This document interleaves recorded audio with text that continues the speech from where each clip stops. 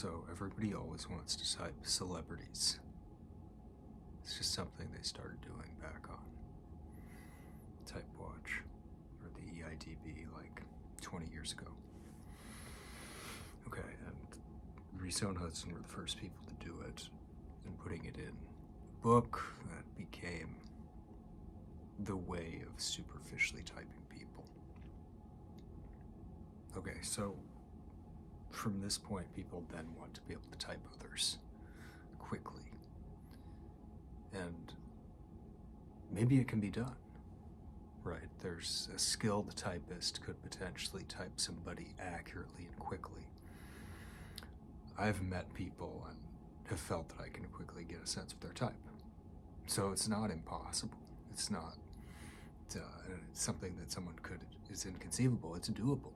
But I think that we should be very skeptical of people who claim to have the ability, because it can go first of all, how are they proving it? And second, if they're wrong, then what is this doing?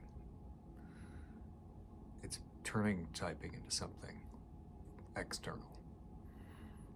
And okay, it's a fun discussion to have. I mean, everybody types Joseph Stalin as an 8. Everybody. 100% of the people type him as an 8. Donald Trump, not 100% of people type him as an 8. Okay, so information is used for propaganda purposes. I knew a guy who specifically, intentionally spread misinformation. And people believe misinformation. They don't realize that it's intentional propaganda. You know, during World War II, the Soviets spread misinformation about America. There was a newspaper article that said the last New York resident leaves the city and had a photograph of a dingy, dark, abandoned apartment. And the Soviets thought that New York had been abandoned, that it was empty, it was shut down. Okay. And this was to affect public opinion. All right. So knowing that it can be done, intentionally, maliciously for propaganda purposes,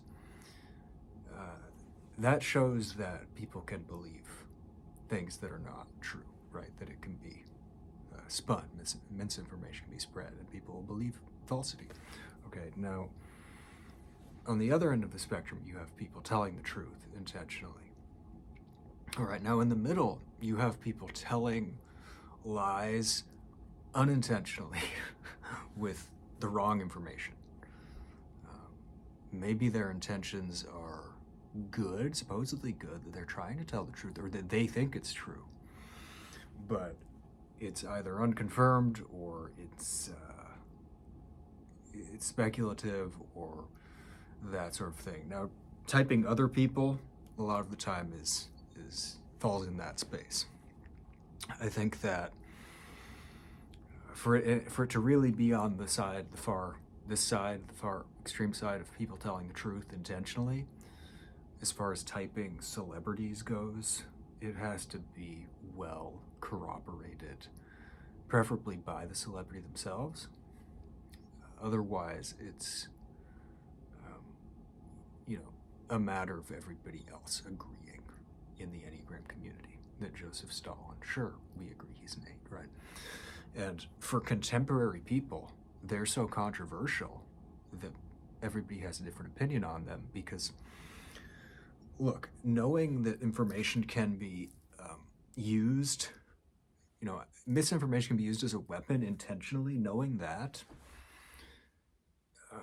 people use it unintentionally as a weapon, if that makes sense. So this is like what I said earlier, that every single 8 there ever was, whoever self-typed as an 8 and went online and put themselves on camera and talked like this and talked about being an 8, and every single one of them had people that doubted them.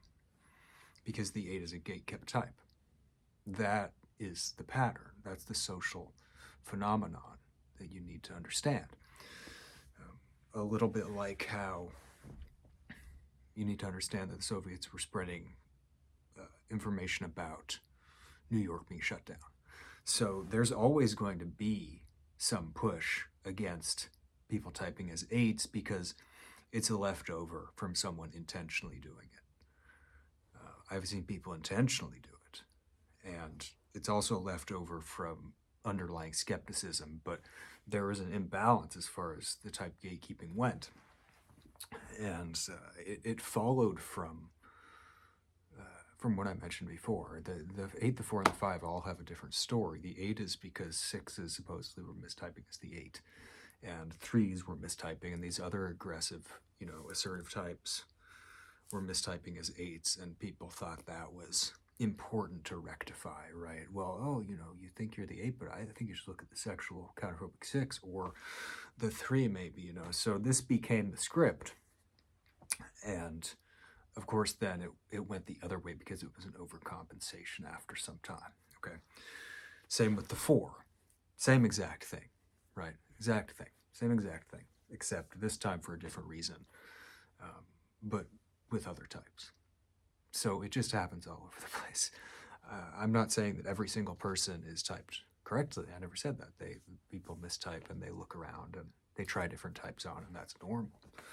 But there are quite a few times where somebody is coming along saying, hey, that person is not really an 8 or a 4 or a 5. They're a 3, a 6, or a 9 instead, and that person is wrong. They're just saying that. Not intentionally. Sometimes it's intentional. Sometimes I've seen it done intentionally, but a lot of the times it's not intentional. It's just done out of ignorance. People learning the wrong way and thinking, being taught by somebody that what they're looking at is not really that type. And people learn the wrong way. So people are taught to be very skeptical and not actually to recognize types as they are. It's a shame, because if people don't come at it with such a skeptical stance, they're going to see so many more people in the Enneagram community who have self-identified properly, who've put the work in, and they'll also will see probably quite a few celebrity exemplars who have been typed collectively by the majority accurately. But unfortunately, those who become very skeptical, and I've been in that party, suddenly everybody is mistyped, because once you think that you're seeing the mistypes, it's like the Red Scare or something, everybody now is mistyped, and you're looking around, and you can't prove it. You can just project that onto people. And once you start projecting it, it's very easy to see. It's extremely easy to just look at the person and think, oh no, that's not, because then you compare them to a person that seems a genuine case, and they're different enough just by virtue of being a different person.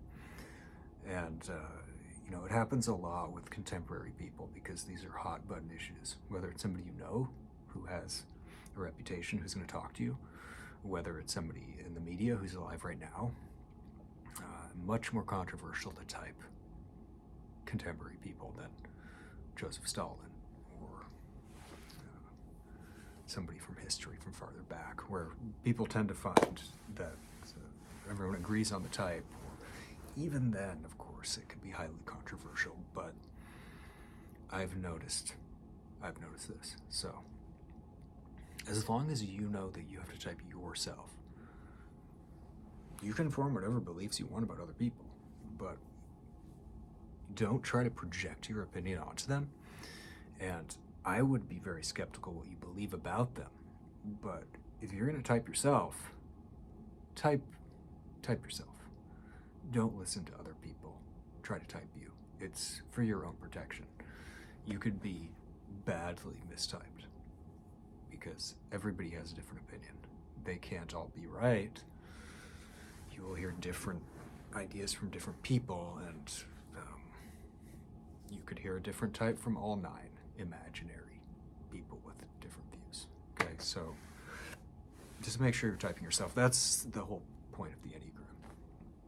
That's how you're going to get your most accurate type. If you don't do that, you can easily be mistyped.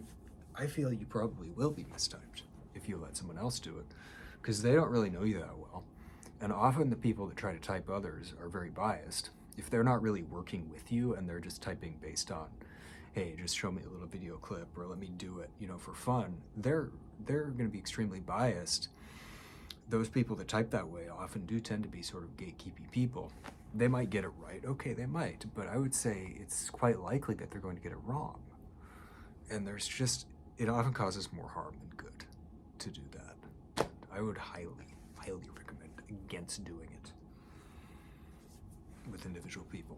If you want help with your type, talk to somebody about it and get them to help you explore the types. Don't ask them to, type you using some, official process where you watch them and give them an official kind of almost like a scoring on a test. It's just, don't do that. It's just like taking a test. It can be wrong. Ultimately, you have to identify with the type, because now what if they give you a type 5? You go, okay, well, that makes sense. But really, that's not your type. Okay, that's your wing, or that's your head fix or something. You carry to 5 around and say, okay, I trust these people, right? And then you go to 5 in the literature and you try to interact with it, and it's not quite you.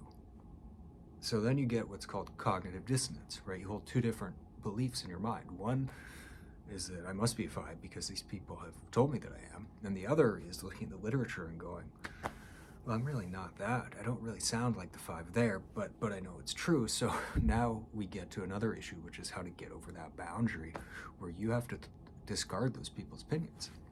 They can be wrong. You have to let yourself know that they're wrong, that they must be wrong, and they can be wrong. And in fact, they're likely to be wrong.